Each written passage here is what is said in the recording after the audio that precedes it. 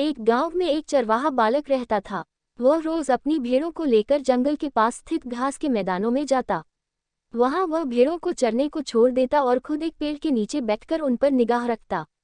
उसकी यही दिनचर्या थी। दिन भर पेड़ के नीचे बैठे बैठे उसका समय बड़ी मुश्किल से कटता था। उसे बोरिंग महसूस होती थी। वह सोचता कि काश मेरे जीवन में भी कुछ मजा और रोमांच आ जाए। एक दिन भेड़ों को चराते हुए उसे मजाक सूझा और वह जोर जोर से चिल्लाने लगा, भेड़िया आया, भेड़िया आया। वहां से कुछ दूरी पर स्थित खेतों में कुछ किसान काम कर रहे थे।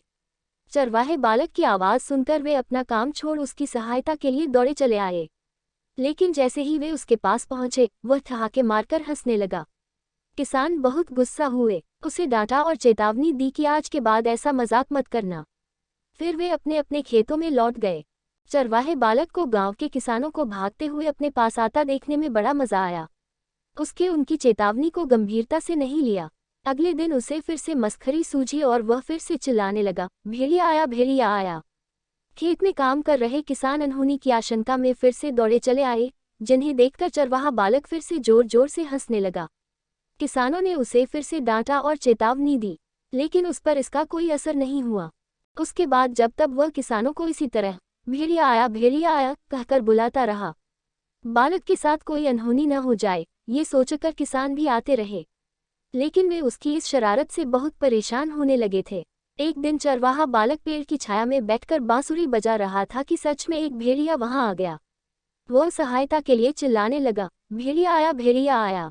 लेकिन उसकी शरारतों से तंग आ चुके किसानों ने सोचा कि आज भी ये बालक उन्हें परेशान करने का प्रयास कर रहा है, इसलिए वे उसकी सहायता करने नहीं गए।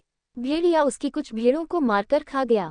चरवाहा बालक दौड़ते हुए खेत में काम कर रहे किसानों के पास पहुंचा और रोने लगा, आज सचमुच भेड़िया आया था।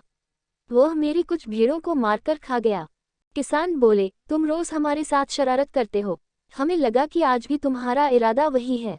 तुम हमारा भरोसा खो चुके थे, इसलिए हम में से कोई तुम्हारी मदद के लिए नहीं आया। चरवाहे बालक को अपनी गलती का एहसास हुआ और उसने प्रण लिया कि वह फिर कभी झूठ नहीं बोलेगा और दूसरों को परेशान नहीं करेगा। सीख, बार बार झूठ बोलने से लोगों के विश्वास पर चोट पहुंचती है और उनका विश्वास टूट जाता है। किसी का विश्वास पात्र बनना है तो हमेशा सच्चाई के साथ रहिए। दोस्तों, ऐसी ही मजेदार स्टोरी वीडियो पाने के लिए मेरी वीडियो को लाइक करके मेरे चैनल को सब्सक्राइब कर ले। वीडियो देखने के लिए आपका बहुत बहुत धन्यवाद।